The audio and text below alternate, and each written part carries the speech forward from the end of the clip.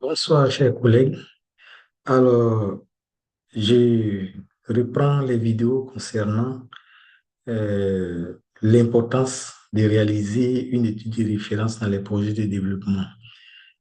Alors, depuis un moment, comme vous le savez, je présente des vidéos qui vous montrent l'importance pour vous de réaliser, pour qui vous sensibilisent sur l'importance à réaliser une étude de référence dans vos projets de développement. Et donc, comme vous le savez, on a, dans la première vidéo, donné une définition à l'étude des références. Dans la seconde, on a bien entendu parler de l'importance de l'étude des références, de réaliser une étude des références. Dans la troisième vidéo, je vous ai parlé de, comment on appelle, du lien entre l'étude des références et évaluation d'impact par la méthode avant et après projet. Donc, l'importance pour vous de réaliser une étude de référence avant d'avoir recours à cette méthode-là. Dans la quatrième vidéo, vous avez eu droit au lien entre l'étude de référence et la méthode des 5 différences. Donc, l'importance pour vous de réaliser une étude de référence pour avoir recours à cette méthode d'évaluation d'impact. Et donc, comme vous le savez, on poursuit et il reste encore 2 autres méthodes. Et aujourd'hui, nous allons vous parler du lien ou l'importance pour vous de réaliser une étude de référence pour pouvoir utiliser les méthodes quasi-expérimentales, précisément la méthode double différence.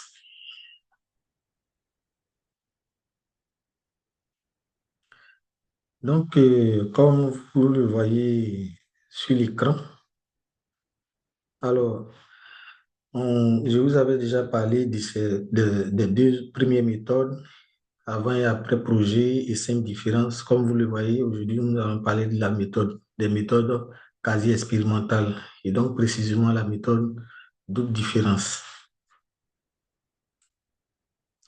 Alors déjà, qu'est-ce que une méthode double différence?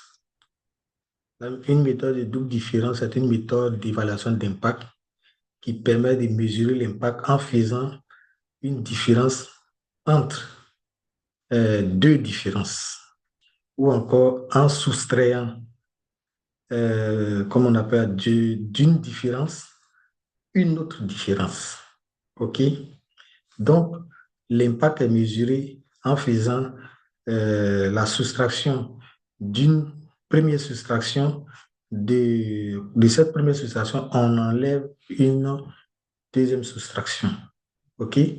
Donc, vous allez voir tout à l'heure dans les explications, comme vous le voyez au tableau, hein, c'est en faisant la différence 1 moins la différence 2. Donc, l'impact égale à la différence 1 moins la différence 2.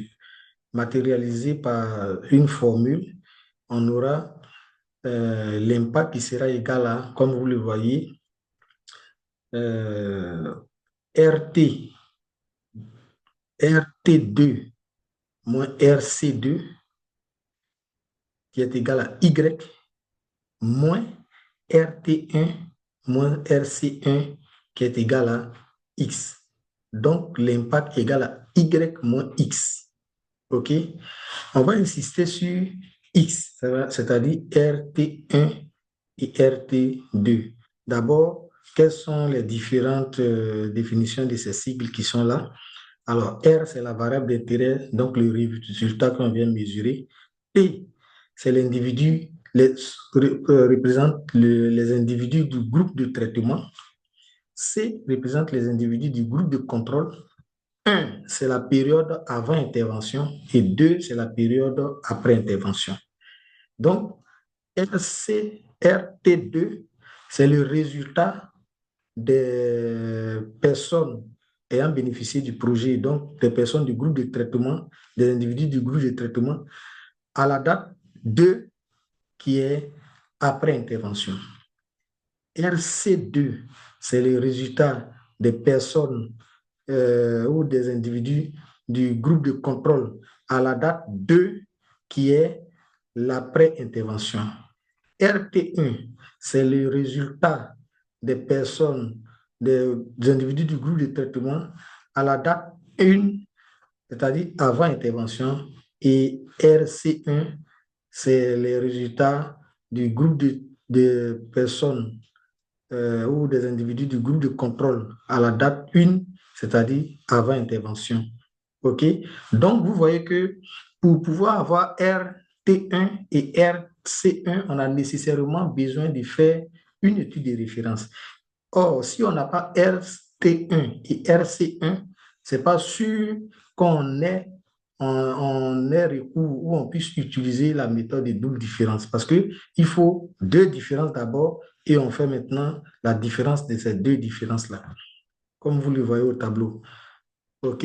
Supposons que la moyenne des personnes du groupe de traitement après projet est de 70 et la moyenne des personnes du groupe de contrôle après projet est de 60. OK?